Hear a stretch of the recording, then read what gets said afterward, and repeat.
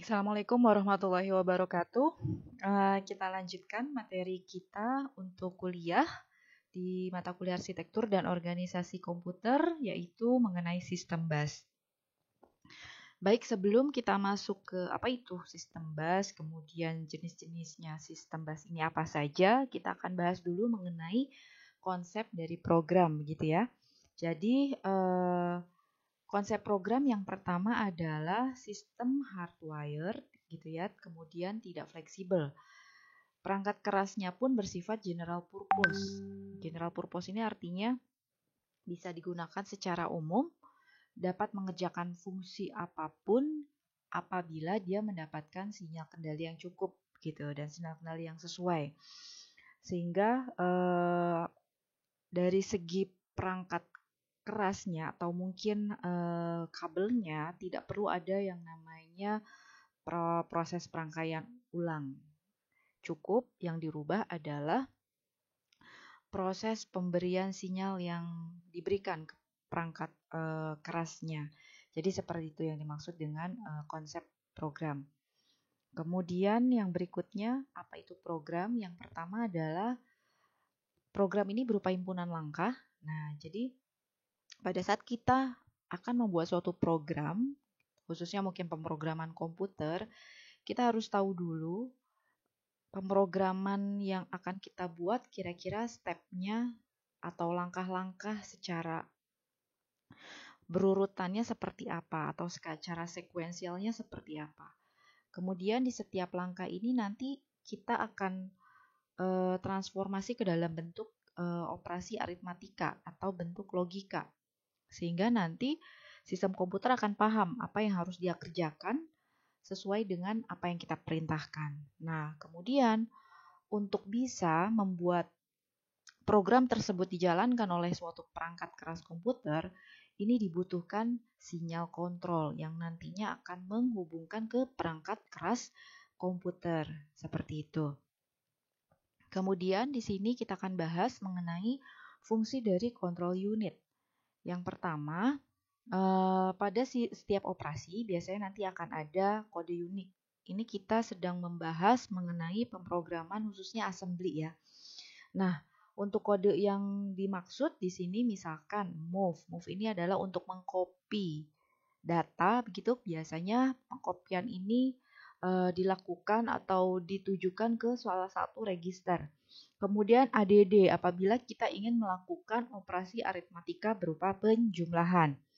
Nah, selain itu bagian dari perangkat keras biasanya akan menerima kode yang tadi sudah kita buat dan kemudian akan mengirimkan sinyal kendali. Jadi sinyal kendali ini dibutuhkan supaya nanti si perangkat keras tahu apa yang diinginkan. Begitu. Jadi program ini sebagai instruksinya. Nah, kemudian supaya nanti bisa dikerjakan oleh si perangkat atau komponen yang ada dalam komputer, ini dibutuhkan yang namanya sinyal kendali. Jadilah sebuah komputer. Jadi makanya di proses pengenalan komputer ini akan dibahas banyak mengenai sistem operasi, begitu ya. Kemudian nanti bagaimana si sistem operasi ini bisa bekerja atau bisa terkoneksi dengan perangkat keras yang ada di komputer. Nah, ini butuh yang namanya sinyal kendali. Ya, begitu. Kemudian di sini ada beberapa komponen komputer yang pernah atau sering mungkin teman-teman bahas atau teman-teman pelajari. Yang pertama di sini ada control unit, kemudian ada ALU atau arithmetic and logic unit, yang ini kemudian membentuk suatu prosesor atau central processing unit atau biasa disingkat dengan CPU. Kemudian data dan instruksi ini nanti akan dimasukkan dan hasilnya ini biasanya nanti dimunculkan di output.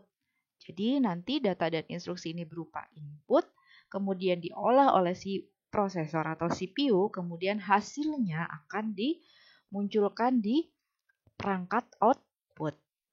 Kemudian untuk penyimpanan sementara dari kode dan hasil itu di mana? Nah, inilah tugasnya si memori utama. Kemudian di sini kita akan bahas lagi mengenai komponen komputer lebih luas. Di sini kita bisa lihat ada prosesor, Nah, dalam prosesor ini ada yang namanya register-register di dalamnya.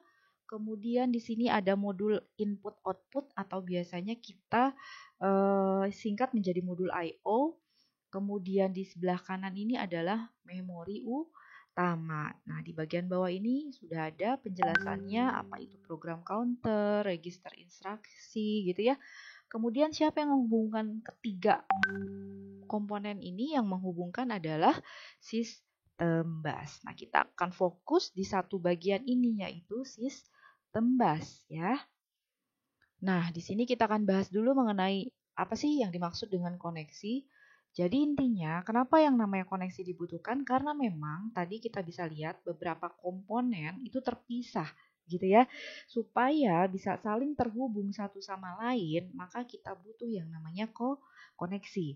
Kemudian apalagi di sini kita juga akan bahas jenis koneksi ini kira-kira apa saja. Yang pertama ada memori, ada input output dan ada prosesor karena memang komponen terpenting pada komputer tadi ketiga unit atau ketiga bagian yang tadi sudah dijelaskan.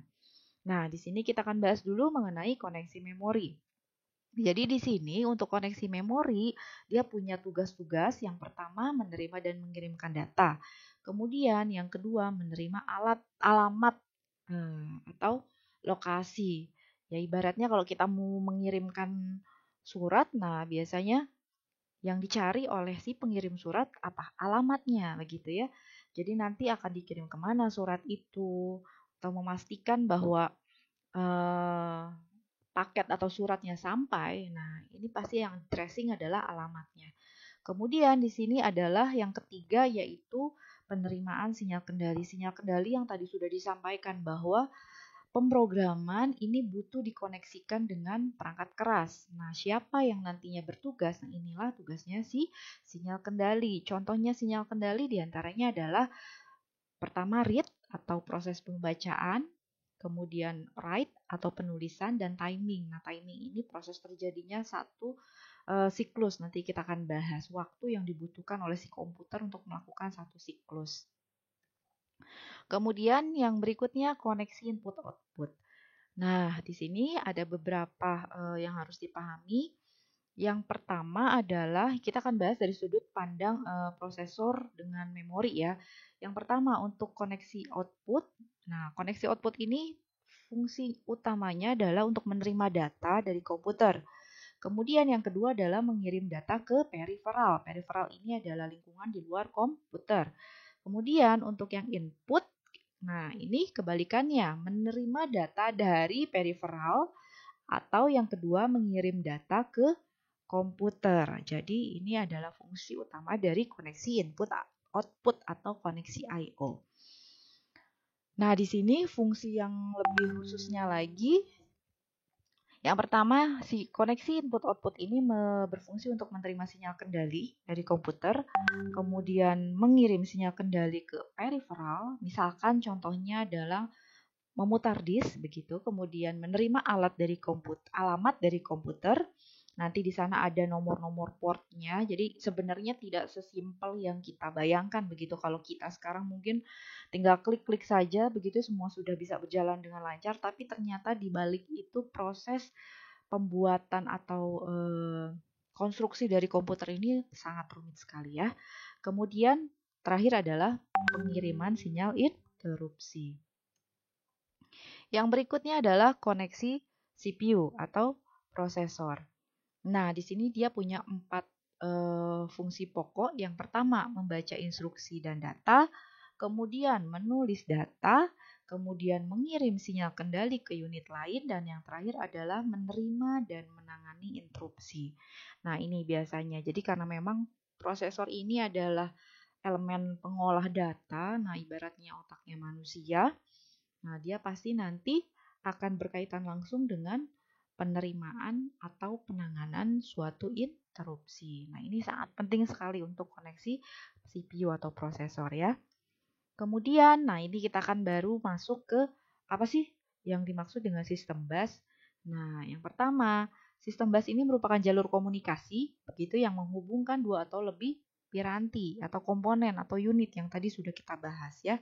Kemudian di sini mekanismenya seperti apa gitu ya. Nah, yang pertama biasanya dia bisa melakukan broadcast begitu. Broadcast ini seperti siaran langsung, tidak secara khusus, semuanya langsung disampaikan. Sementara ada juga yang sifatnya grup atau pengelompokan. Nah, proses grouping ini biasanya berdasarkan apa? Nah, di sini kita bisa lihat, misalkan ada jalur-jalur khusus di bus yang membutuhkan data atau alamat tertentu. Kemudian di sini juga misalkan, kalau kita mungkin mendengar istilah data bus 32 bit, nah ini artinya berarti ada 32 jalur terpisah, ibaratnya ada 32 jalur data atau jalan begitu ya. Jadi seperti itu. Jadi untuk sistem bus ini mekanisme kerjanya kurang lebih seperti itu. Kemudian di sini ada lagi penjelasannya lebih lanjut. Untuk bus ini biasanya berupa jalur paralel. Nah, jadi kalau misalkan kita gambarkan hardware-nya, si bus ini biasanya berupa jalur paralel. Jalur paralel ini bisa dibuat pada suatu papan rangkaian ya. Kalau misalkan teman-teman di teknik komputer mungkin sudah belajar elektronika dan penyusunan rangkaian di perangkat-perangkat keras begitu ya. Nah, mungkin teman-teman informatika ini memang fokusnya ke pemrograman. Nah, nanti si bus ini bentuk fisiknya dia biasanya berupa jalur paralel.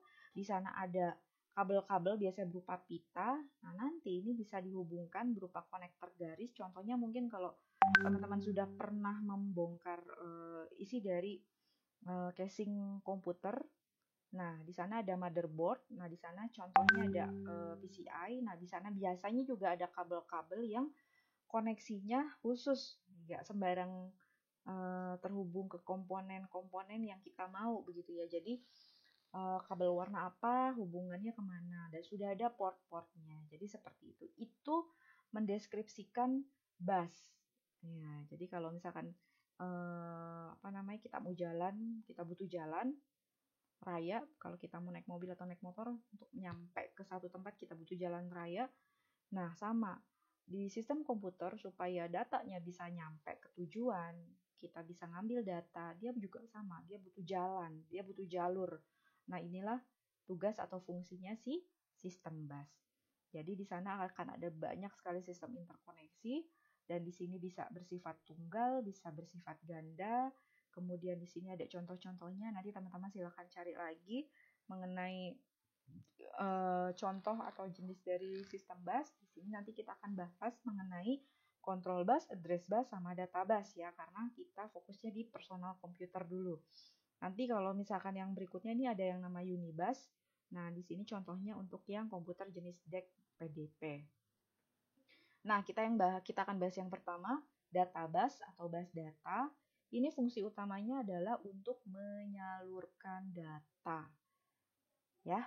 Jadi di sini tidak ada pemisahan khusus antara data dan instruksi, jalurnya sama intinya, dan lebar jalurnya biasanya ditunjukkan dalam sebutan berapa bit, 8 bit, 16 bit, 32 bit, 64 bit. Jadi kalau misalkan kita lihat komputer sekian bit, 64 bit gitu ya. Nah, berarti itu menunjukkan salah satunya adalah lebar jalur dari data bus. Kemudian ada yang namanya bus alamat atau address bus. Jadi di sini dia fungsi utamanya adalah untuk menentukan asal atau tujuan data. Kemudian yang berikutnya kita ambil contoh untuk prosesor. Nah, prosesor ini biasanya bus alamatnya ini tujuannya adalah untuk membaca instruksi atau data dari suatu lokasi di memori. Kemudian lebar bus ini biasanya menunjukkan kapasitas memori maksimum. Misalkan ada prosesor 8080, dia punya bus alamat 16 bit. Berarti nanti kapasitas maksimumnya kurang lebih 64 kilobyte. Begitu ya. Nanti teman-teman bisa cari lagi kalau misalkan bus alamatnya 32 bit. Kira-kira kapasitas maksimumnya berapa sih dari si memori begitu. Kemudian yang terakhir ini adalah kontrol control bus atau kita biasa sebut dia dengan bus kendali. Nah, fungsi utamanya adalah untuk proses kendali dan timing gitu ya. Proses terjadinya satu siklus dari komputer, fetch dan lain-lain. Nah, ini tugasnya sih control bus.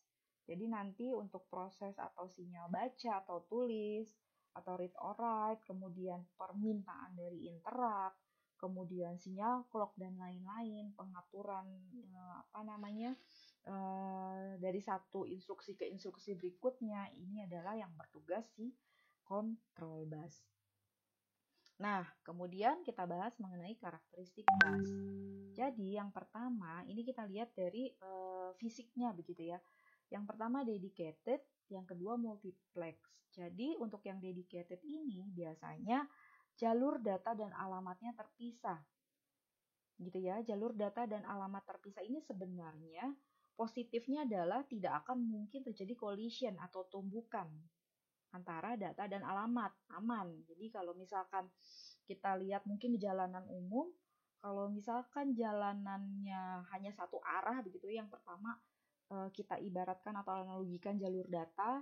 Nah, karena satu arah kan kecil kemungkinan terjadi tabrakan berbeda arah. Beda kalau misalkan jalannya ada jalur bolak-balik. Nah, kalau jalur bolak-balik di satu jalan, nah ini biasanya kadang ada yang kecelakaan begitu ya, motor sama mobil dari arah yang berlawanan ini terjadi tumbukan.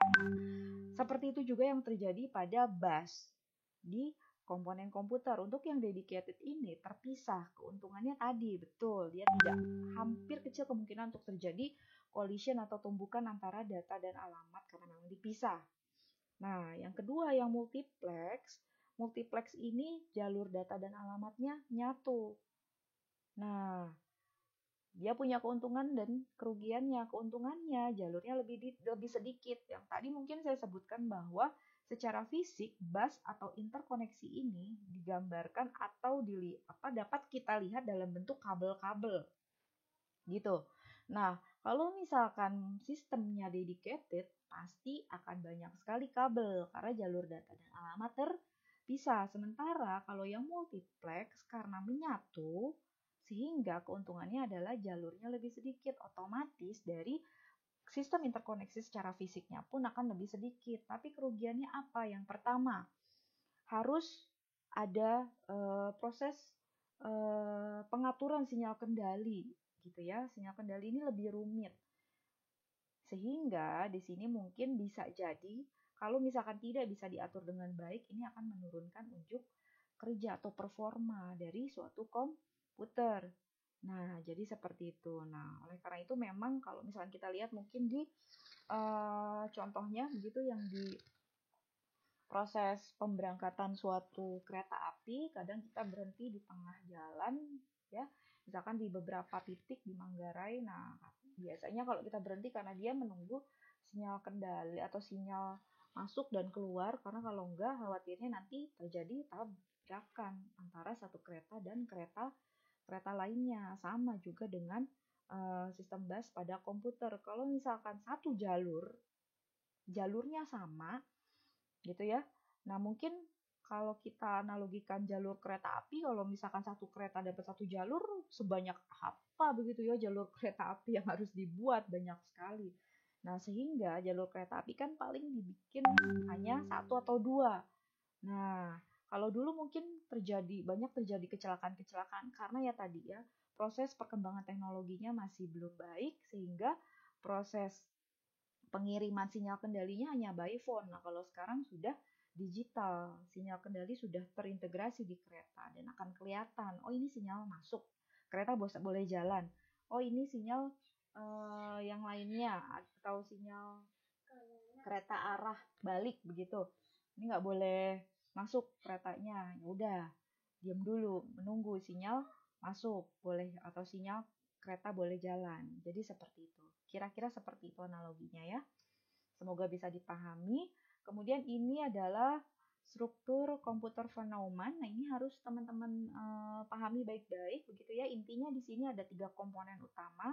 Yang pertama adalah port I/O, input output, di mana nanti data instruksi akan masuk yang kemudian nanti terhubung atau dikendalikan oleh kontrol bus. Ini harus ada masing-masing bus yang terhubung ke masing-masing komponen ya. Kemudian prosesor ini nanti akan memproses data yang masuk dari perangkat input. Nah, si prosesor ini akan terhubung ke address bus, ke data bus.